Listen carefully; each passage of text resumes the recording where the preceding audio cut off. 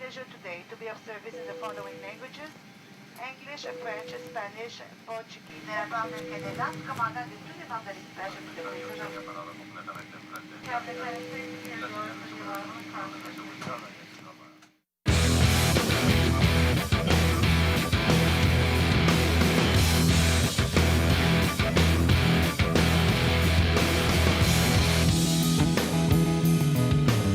I think the last thing we expected was to find fans at the airport. I mean, it's not like we're Justin Timberlake or anything like that. Listen, we're musicians. It's not really that noble a pursuit.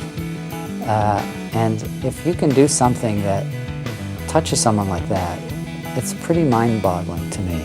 So I had actually arrived separately from the other guys coming in from California, and they were coming in from Toronto, and thus I was able to avoid all the hoopla, which is fine for me. And we came into it all kind of open-minded, expecting anything, not knowing what might happen, technically what the circumstances of the concerts might be, or even how big the audiences might be. But it was the last 3 shows of the tour, and we had deliberately chosen to end on a kind of risky but exciting way.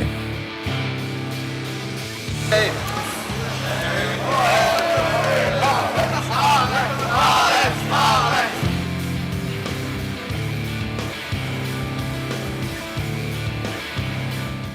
At the time of finishing Vapor Trails, we were kind of debating whether or not to tour, but decided, yeah, we'd do it one more time. And started, I guess about April of 2002, I started rehearsing my parts in a warehouse in Toronto, and then gradually the guys came together and we started lubricating the machine and gearing it up again for the long haul. And consequently, though, we were so well prepared and the production around us was so well rehearsed that even the first show went really well. And I remember the 3 of us just exchanging a look on stage of the triumph of having survived the last 5 years and everything that it took to bring us to that show.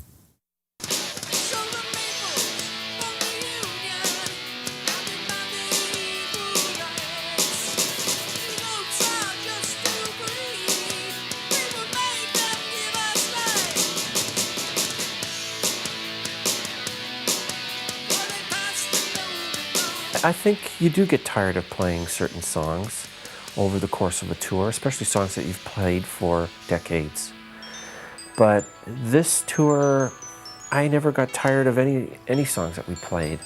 I didn't have a song that was on my, B list of songs to play that night. I just seemed to get off on the whole thing every night. It was just immediately rewarding to see the audiences, the whole issue of not taking it for granted, which I think you can easily do in something like this. I just looked at it like this might be the last time I ever played these songs. So, and it probably isn't, but I think you have to look at all of life like that.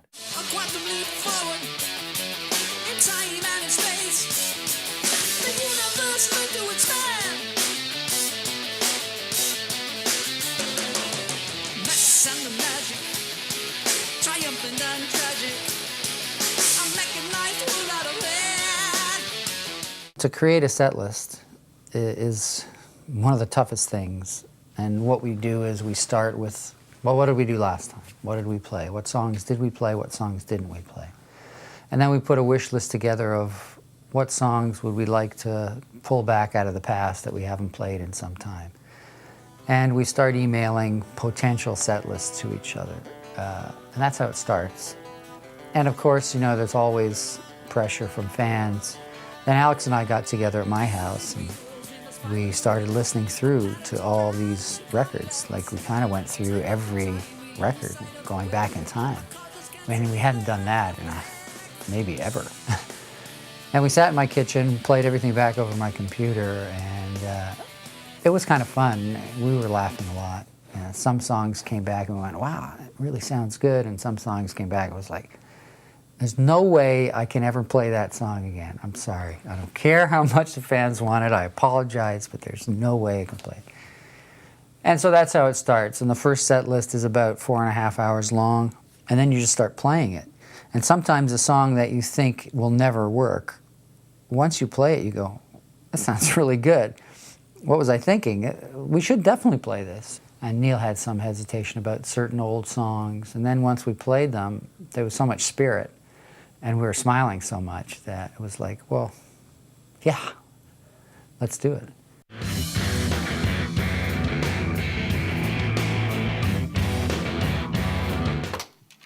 Oh! Are you kidding? We got into bed and I'm like rubbing her arm going, I love you, honey, I love you. And she's like, shut up. Shut up, I'm trying to sleep. Shut up. My wife, Charlene, came out to a lot of gigs on this tour, more than she ever has. And we had a lot of fun together. Now something's going. Don't, I need makeup. You need more than that, honey. Ow! Even she's yelling at me. Shelly, stop now. She's hitting. Lady, don't make with the hitting. Please, lady, don't. I'm wandering around my room, like going, where am I? I think I must be in the and then I threw up. So my limit is supposed to be 20 grams of carbohydrates a day. I hit about 1,200 last night. I woke up and I'm like the fattest person I've ever met in my life. I concur. I got dressed and Chuck's like, oh, you look like a magician. You spin around, jumping around like a magician. So I'm still pretty agile for a big, bloated, fat guy. Sharon.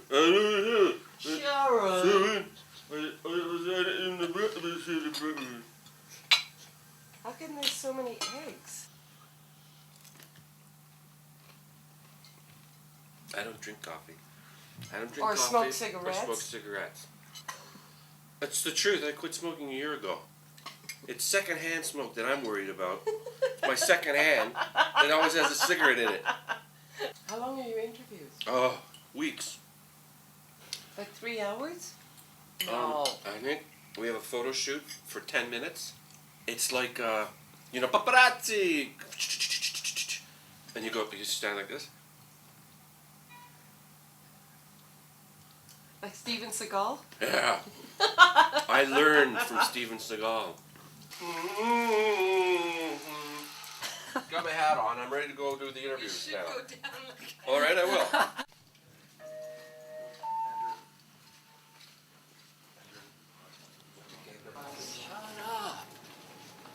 This is Renata from the label. Hi. Such a pleasure to meet you guys. Welcome to Brazil. You're going to have a wonderful time here. We're really anxious. So long, like, waiting for you to come down. Well, we were just upstairs. No, and we were waiting for you to come down to Brazil. Yeah. Hi guys. Nice to meet you. Welcome. This is the Brazilian press.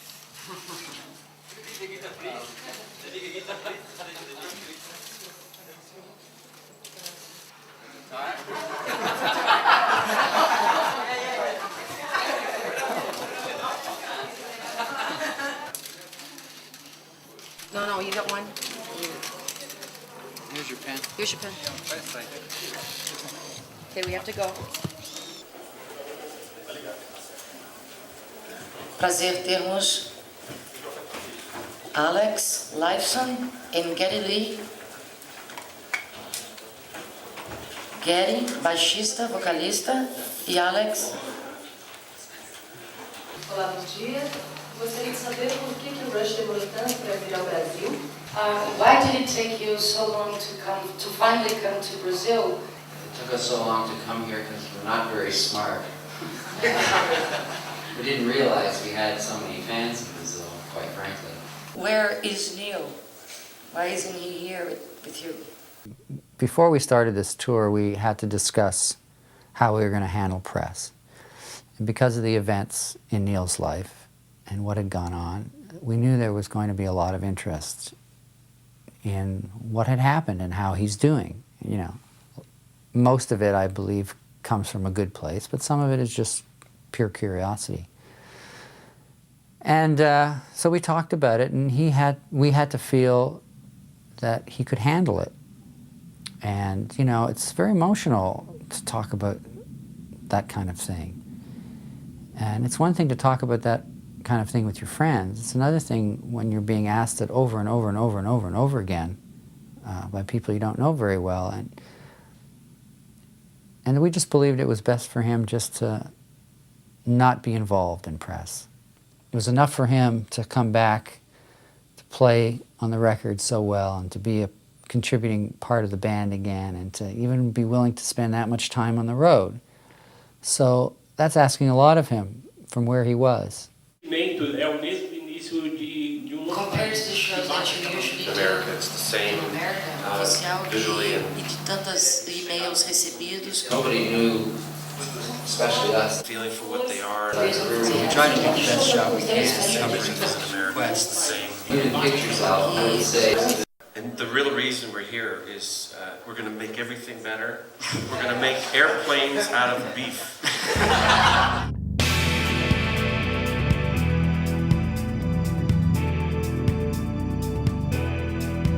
We flew into Porto Alegre the day of the show. Originally we were supposed to come in the night before, and for some reason that wasn't working. So we flew in, and then we realized halfway through we were in the middle of a tropical storm and it was pouring rain and the plane was being tossed around and people were very nervous on the plane. Anyway, we landed fine and we walked out and it was just pouring like cats and dogs. And then we thought, oh my God, I hope these are outdoor shows. Will the show go on? So we got to the venue and of course there were problems.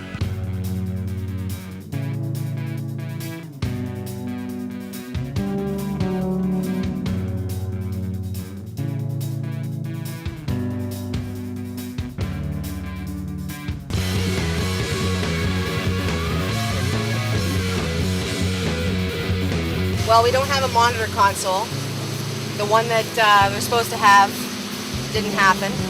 So best case scenario is that is to put the mix board, the mix position, side stage, stage left, and Brad will have to mix from there and do monitors from there. The stage is completely wet. They're at a standstill right now. They can't do anything.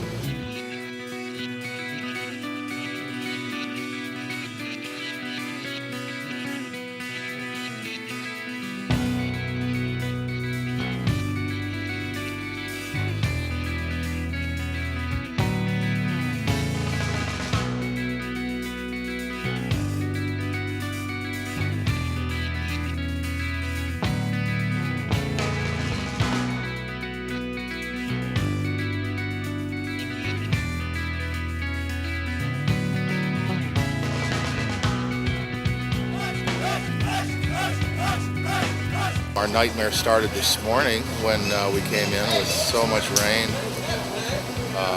We've had basic heavy problems with monitor desks and such being way too wet. We've just now got it back. We're doing a line check and by God, we're going to have a show.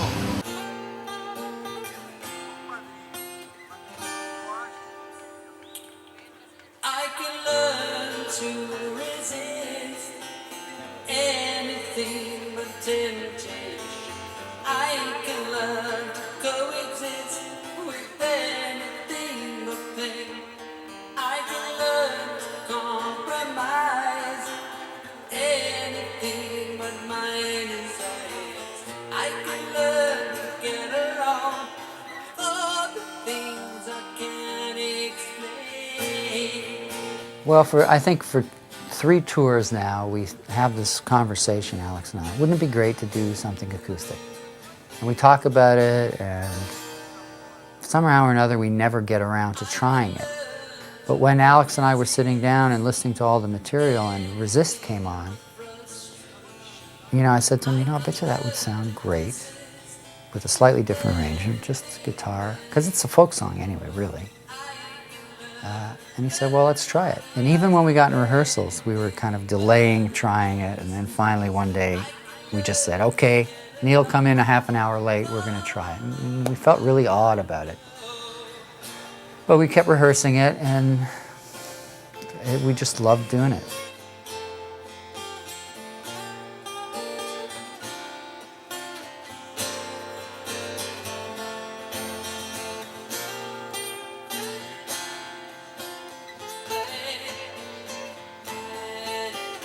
Katie and Alex had started talking about doing an acoustic version of Resist, but they were still a bit dodgy about partly the stereotype of doing the unplugged part of the set, that we've always avoided doing the predictable thing. But I noticed that they would ask me to come in a bit later while they worked on it, and then one day I remember Alex coming out, "It's going to work, it's going to be so great." I was crying, I had tears in my eyes. And then from then on, actually during the tour, you would often see him at the end of that number, mock wiping away tears. And they said at the time, if you want to play something acoustic, play some congas or something. I said, no, that's okay, because it came in the set right after my solo. So after that workout, I was quite happy just to sit down in the dark and let them play for a little while by themselves.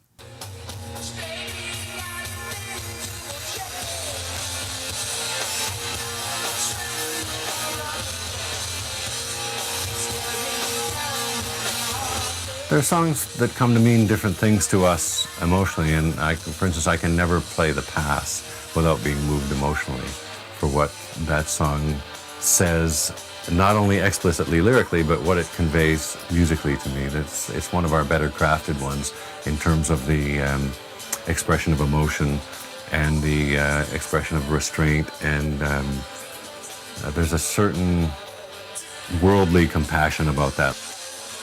The soundcheck for us over the years has always been kind of a sacred time of day, and even if we were playing 2 nights in the same building, we'd do a soundcheck on the second day and at least run through things that was a kind of a warm-up. And a lot of times we'd be going into a jam session at the beginning that we would record and save at the end in mind for good ideas, and a lot of time get great song ideas from. Other times it can be an opportunity for Alex to do a monologue that we'll be playing something and he'll step up to the vocal mic and in his inimitable style, he'll deliver a little story about somebody on the crew or some flight of insanity, that only Lurks could do. The nature of Rush has always been musicianship first. Just has. We always tried to be the best musicians we could, and we tried to challenge each other. And I don't think that's really changed. I mean, a lot has changed. Obviously, we've become much better songwriters and song arrangers and producers, and all those things have taken a more and more important role through the years. So that shows your growth and you're expanding, but at the core of it, we're players, we love to play, and we love to play well. I expect myself to play well, and I expect myself to play better, and to do something better than I did last time. And that is a natural part of Rush. It's a natural thing that Alex, Neil, and I share. We want to do things better. That's what drives us. That's always what's driven us.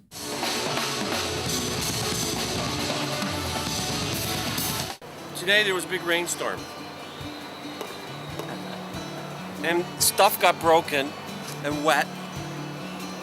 And then our great, excellent, most excellent crew fixed everything, including the rain. They got it to stop raining. So those guys are the best.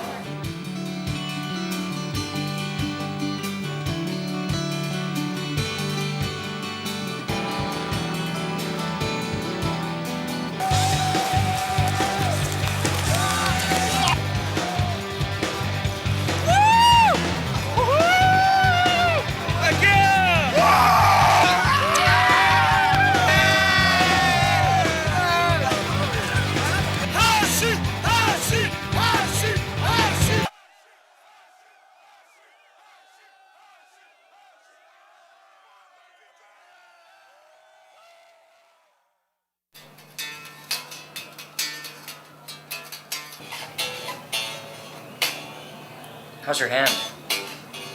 It's a bit sluggish, but it's a lot better than it was. But it's definitely not healed yet. Did you find out what was the problem?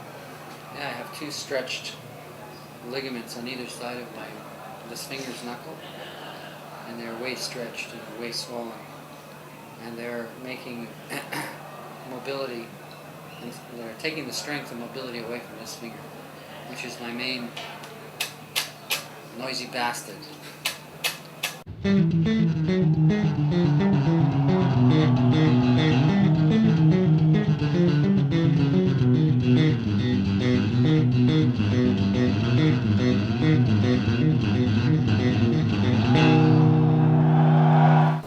feel so happy for these fans. We waited so long.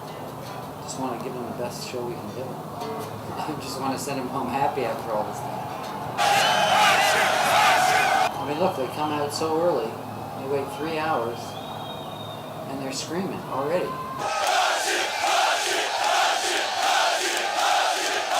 This perfect city has lost most of its magical South American atmosphere. And that's Florianopolis. That's one they told us that was a good place to go. Yeah, that sounds beautiful. I was looking at that. On the island.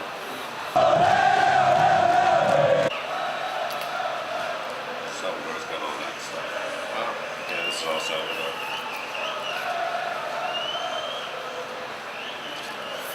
Soccer.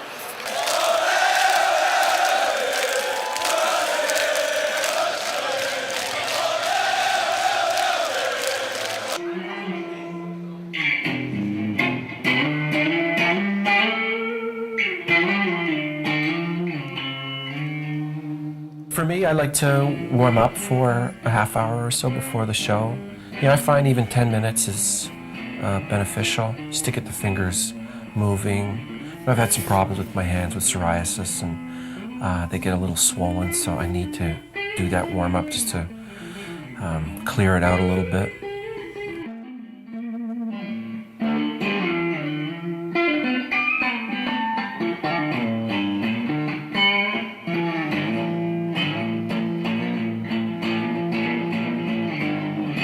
And I think you just continue watching the Watching baseball, that loosens me up. The baseball is good. It gets my hands ready and it gets my mind right, and so that's my warm-up. And then, of course, I have to put on my clothes, which is strenuous. Very difficult. Picking Change my down. shoes. Well, yeah, changing my shoes is really important.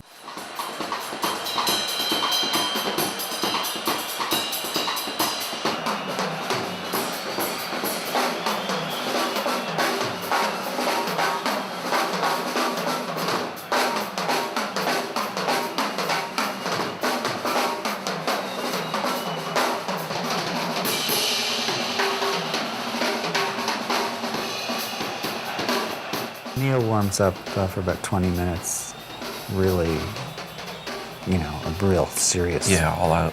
He does an all-out, you know, 20-minute drum solo kind of thing, just to make sure that he's loose. Oh, and soup. Oh, we have dude. soup every day. Usually before sound check, Yeah, we'll have before soup. sound check, we have to come in and have soup, and that is really important.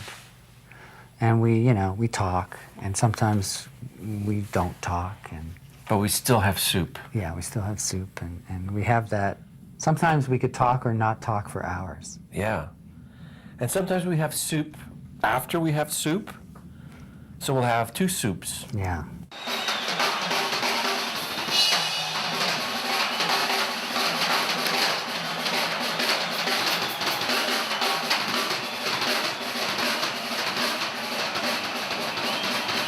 Every day I have the soup. I don't think we could have got through that tour without the soup.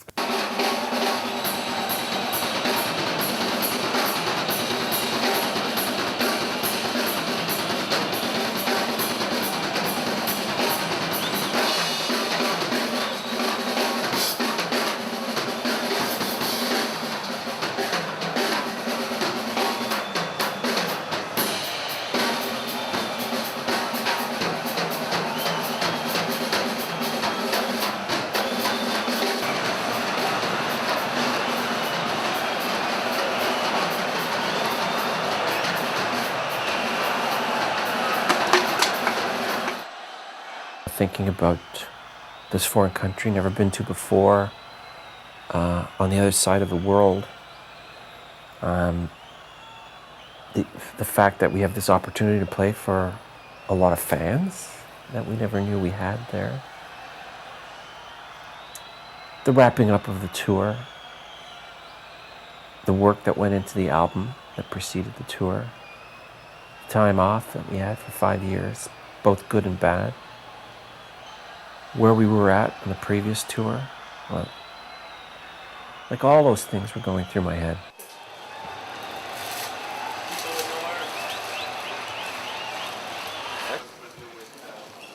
Right. Yeah. Here. All right. Hey, you put your foot down. You put your foot down.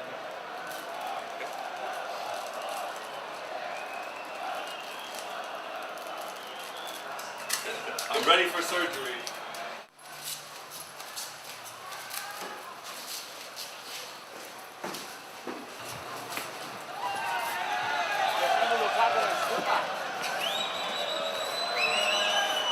Chegando no palco já aí por...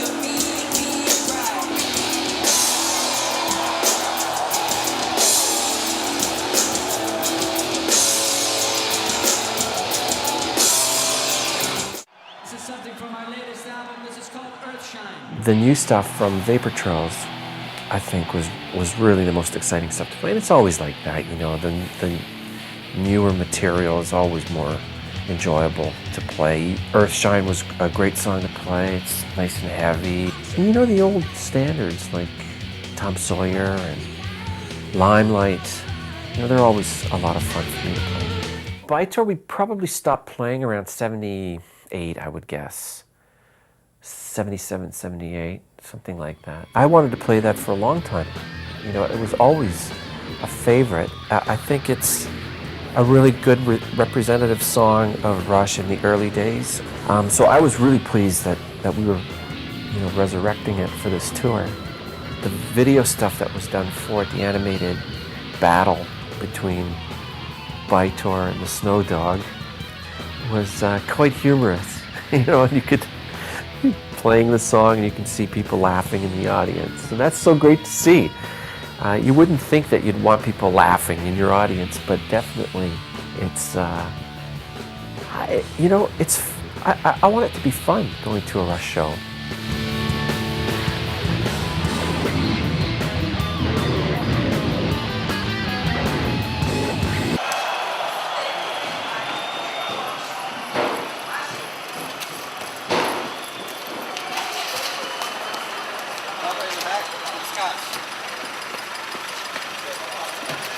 Vodka.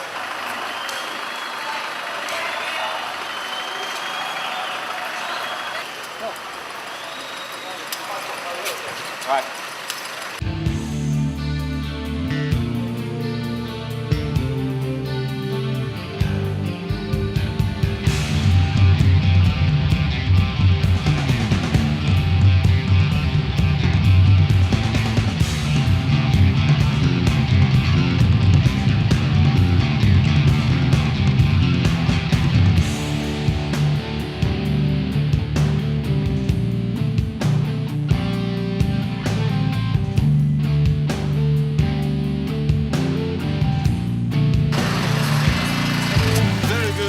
Thank you. Can I take a picture? Okay, very cool. Too bad. Posiciona aí. Sure. The woman. Okay, if you get a woman, okay, thanks everybody. See you later.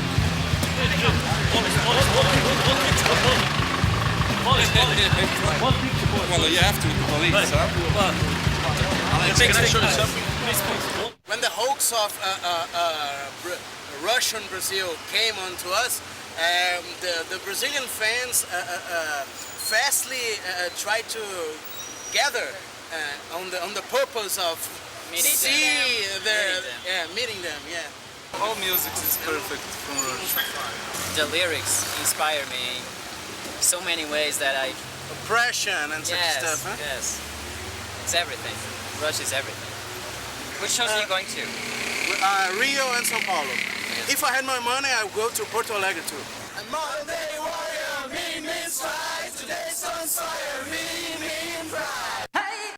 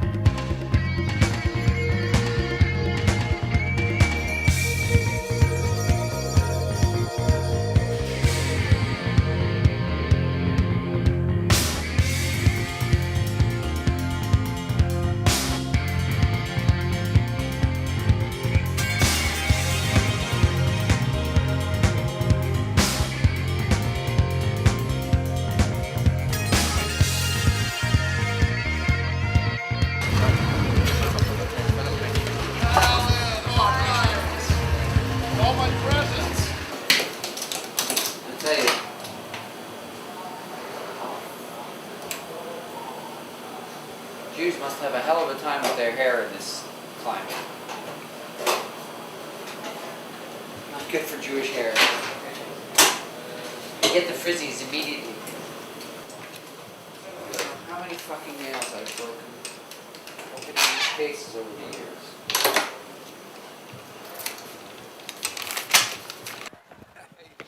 I'm alright, how are you? Doing good, actually. Hardly much rain. Well, I mean, it came like in buckets for about 5-10 minutes. Oh, did? And it's been like misting, like someone taking well, a sprayer. I don't think we've seen the last of It's it, been but like this all day. I do see blue sky there. Better than it was earlier. Yeah, let's hope. Definitely.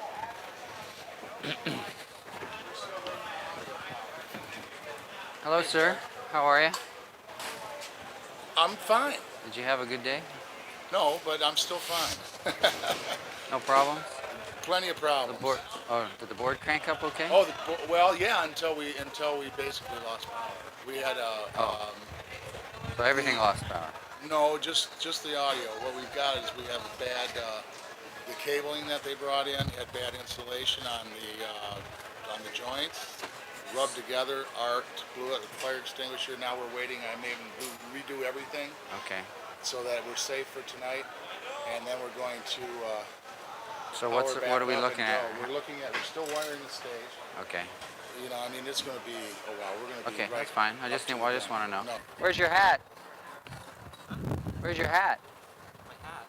You should have a hat asking for money. Yeah. You look like you should be on the beach at Rio trying to make a few bucks.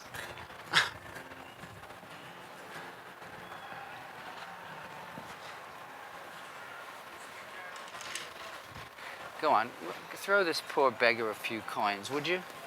He can't even afford full pants like everybody else. Lurch is my oldest and dearest friend. He's the funniest man I've ever met in my life. I don't expect I'll ever meet a funnier person than him, ever. He's an incredibly emotional guy, so he can be rational 1 second, and the next minute he can be completely irrational. He's very sharp in a very scientific way, and as a player, he's not kind of a methodical player. He's a very instinctive player. He can write things without thinking about them. So I felt like I got a real taste of Brazilian culture here. Right. Really had a great day. It was nice to get out of the hotel. I was God, yeah. feeling so claustrophobic. Yeah. Well, Gary, like all of us, is a lovable mass of contradictions, as we all are, and we can all be goofy as can be, and we can be serious and get down to it. And Getty, particularly when he's constructing arrangements or working on vocal parts, he enters that narrow zone of concentration. But at the same time, he's crazy for sports and baseball, but we share so many interests in art and literature and even bird watching the two of us can talk about from time to time. So all of us have these broad-ranging interests and facets to personalities that in the case of the three of us at least just happen to mesh so well that we entertain each other and we stimulate each other, and more than that, the work actually gets done by the combination of methods that we all have. Oh, shit. I might have left my shoes in the van. I left a bag in the van. Alfredo, Yes. I left a bag in the van that I came in. Is it still here? It's my stage shoes for tonight. So. Pete, did you get that black bag out of the van? Black bag. I left a black bag in the van. Neil grabbed a whole bunch. I carried some. What does it look like? Looking for the shoes is not really a documentary issue here. Well, Neil is a very different guy. People build up this impression of him that he's this real serious brainiac guy, and you know, he freaks people out when they come to try to talk to him, but he's just a normal guy, you know. He's just got a big brain. And he can be as goofy as anybody. He's just a great guy to hang out with and a great guy to talk to about anything. And here we have my new team, the Porto Alegre team. Of course, if I were to wear it, the Sao Paulo team fans would kill me. So forget it. Just forget it. That's groovy, yeah? What is that for? That's security. Vigilancia Antares. Security guy gave it to me before we got in the car. That was really cool. Nice man. Thank you, man. Okay, I have to go to the washroom now. We don't need that part.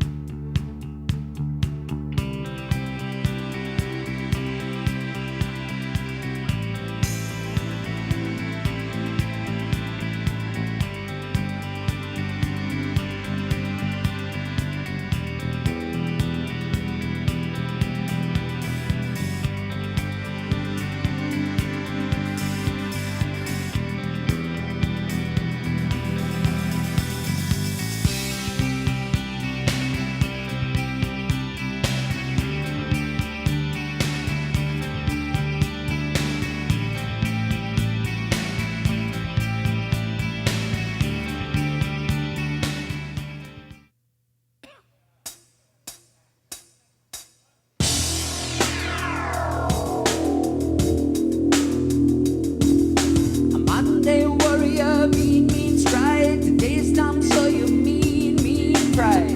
Well, the venues in Brazil are so huge, in São Paulo and Rio, they're just huge and they're historic because that's where the great matches, you know, it's all about football there, soccer. Being Canadians, you know, not that well versed in their soccer history. Everyone's waiting for an opportunity to talk about soccer there. So to play those venues, that's, in their mind, that's a great honor to play at the site of the great soccer victories for the Brazilian team. So that was kind of cool.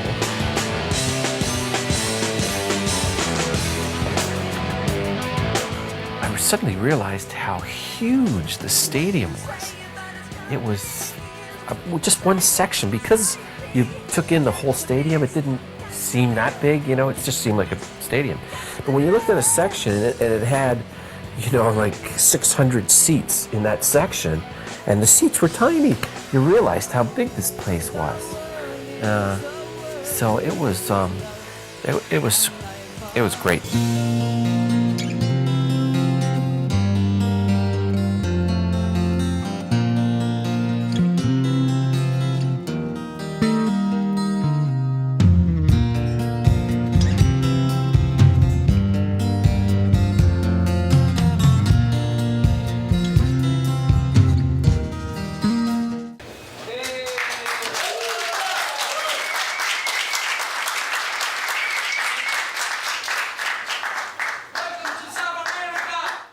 Normally before the show we do a short, what we call a meet and greet, which is just, you know, you take 10 minutes out and meet some hardcore fans that have won contests, and it means a lot to them to spend a few minutes chatting with them. So we try to do that on a nightly basis and spread some good karma around, kind of. And so we did the same thing in Brazil. We got to meet some of the fans. It's so difficult to see them. It's my dream. You know, I am fan since 1995, and I can't explain what I'm feeling now because it's not only music. They teach us so many lessons with their songs. And there is another thing. I'm a drummer and I'm a Bird fan. We love them all, and we'd like them to come back. The great show in Brazil, and they will come back, and I will be here too. I will be here again. Rush is out, the best band of the world. A lot of thanks because you came to Brazil. It's a hope. It's a very a long time we were expecting you here. It's a great expectation for all these fans, and I hope you have a great time here and come back a lot of times. Just 3 guys that sounds like 20 guys on stage. Can do better than orchestras. And really enjoying themselves, not looking like robots, you know, trying to go to effects and stuff. You really see they are really enjoying the music. The band, it's my musical inspiration, and music in my life is very important. It's my heart, my soul. And these guys, they means happiness for me, you know. And the songs, they're wonderful, and you guys are the best. the best. Thank you. Thank you for changing my life so much. We love you with all of our heart, and the fans will enjoy the show forever. It's great that at least they have a chance to come here, at least once, you know. I don't know about the future, but at least they came here once, you know, and people are so happy.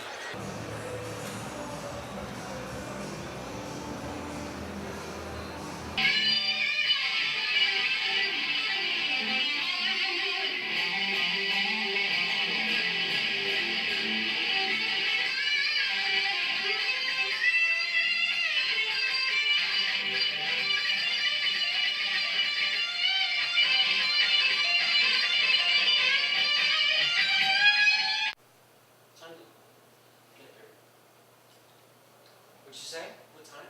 It's 9:15. Oh.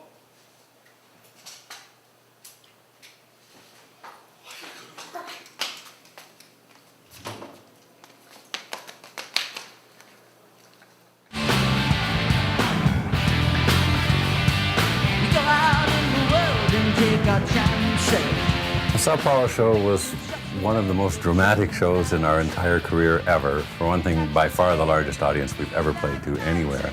And I think in my memory, the only time we've actually played in pouring rain, not only was it pouring, but it was blowing in straight on us. My electronic MIDI marimba ceased functioning, and I would hit it and either nothing would happen or some totally unrelated sound. So I'm restructuring my parts as we go, and the crew's scrambling around beside me trying to get it going, and meanwhile I'm just departing from it. Okay, it's not going to work, accepting that reality. It was just awful.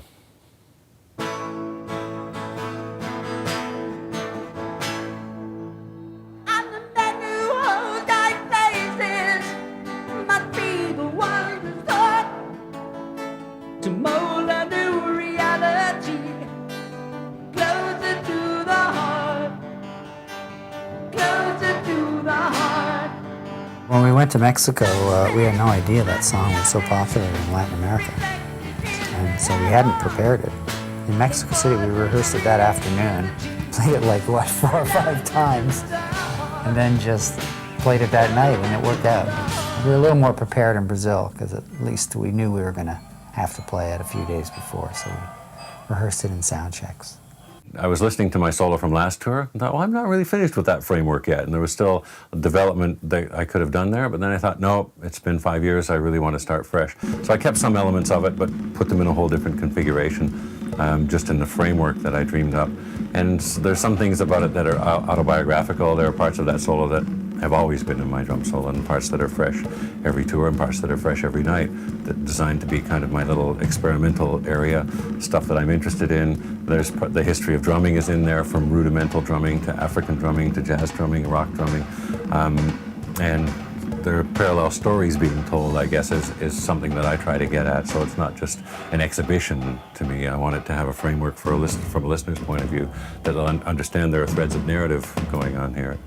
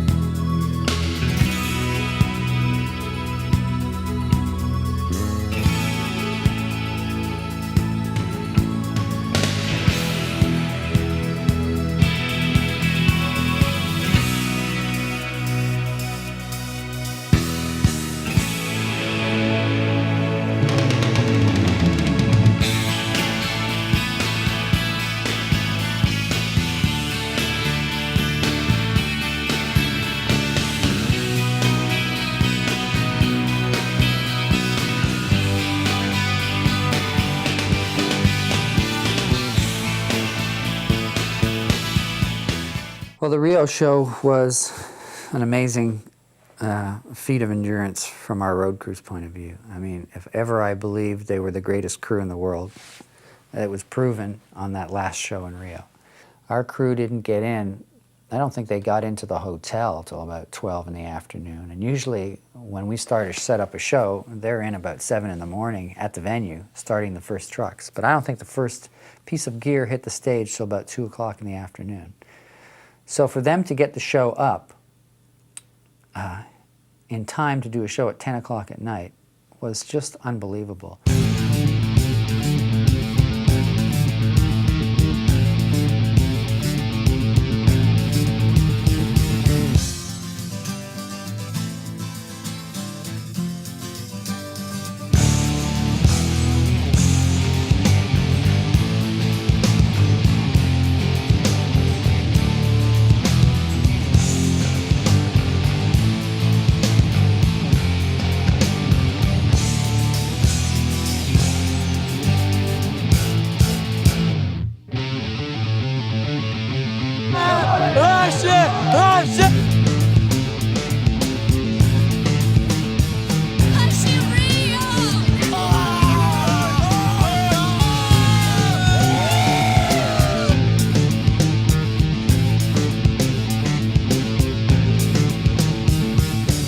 Very, very tense day, and it was clear that we were not going to get a sound check that day. And so here we are, you know, big show in Rio.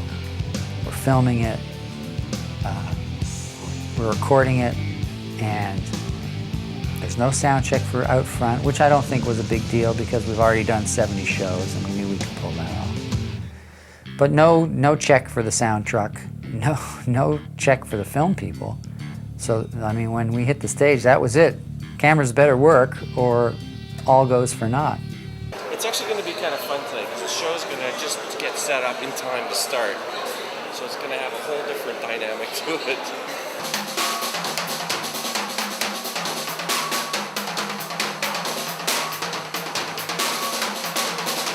It's been a fascinating time working with these guys, seeing the growth of the band over all of these years since 1976 into a situation where we're in Brazil now playing massive stadiums, particularly last night in Sao Paulo where they played to 60,000 people, which in fact was the biggest show in the history of Rush.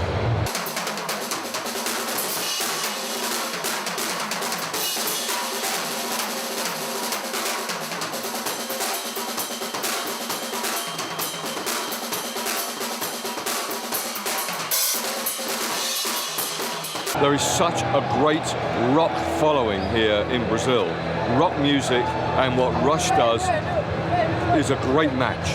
And as a result of that, consistently in the polls, year on year for the last 10 years, it's been Rush, Rush, and more Rush.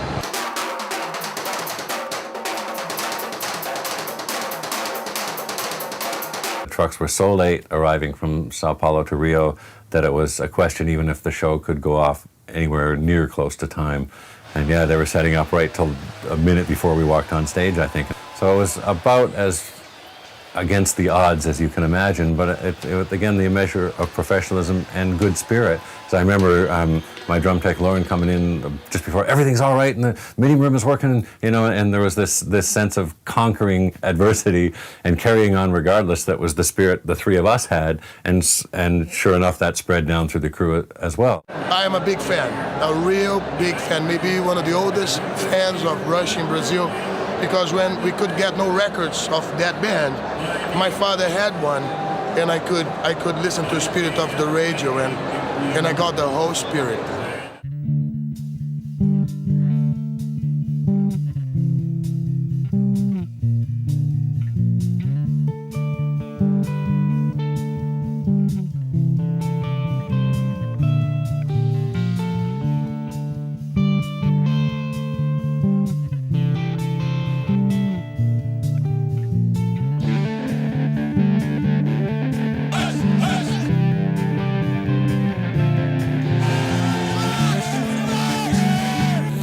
The last show, too, is a sense of grand finale. You want it to be triumphant. You want it to be great. It's something you're going to remember and carry away with you as a souvenir of it. So, yeah, in addition to the cameras, in addition to the recording truck, there's always the sense that we wanted a souvenir that was going to be satisfying and memorable.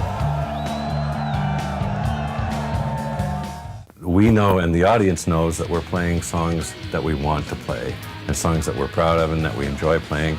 And that has to convey itself, I think, to the audience, that we're never, ever just going through the motions.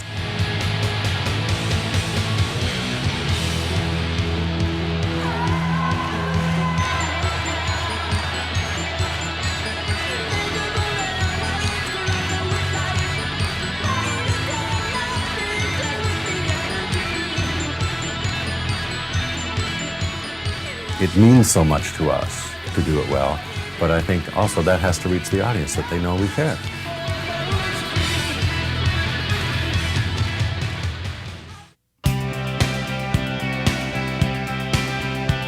So why do you think this tour was so easy and so smooth for you? Soup. Easily Probably soup. the soup, yeah. The soup made it a lot easier for us, and yeah, that's about it. I don't That's about think it. we could have played as well as we did without that soup. Yeah. No, but we're not joking. That soup that was so fucking important. soup was so good. You have no idea. Now I know why you're deaf. Now I know why you're deaf. What?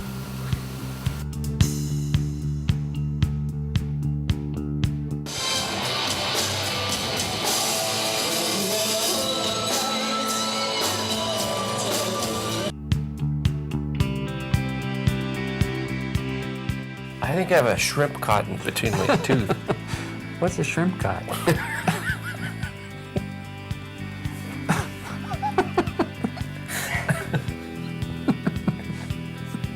Is that something they sleep on? When they're like having a little nap? Because they are shrimp.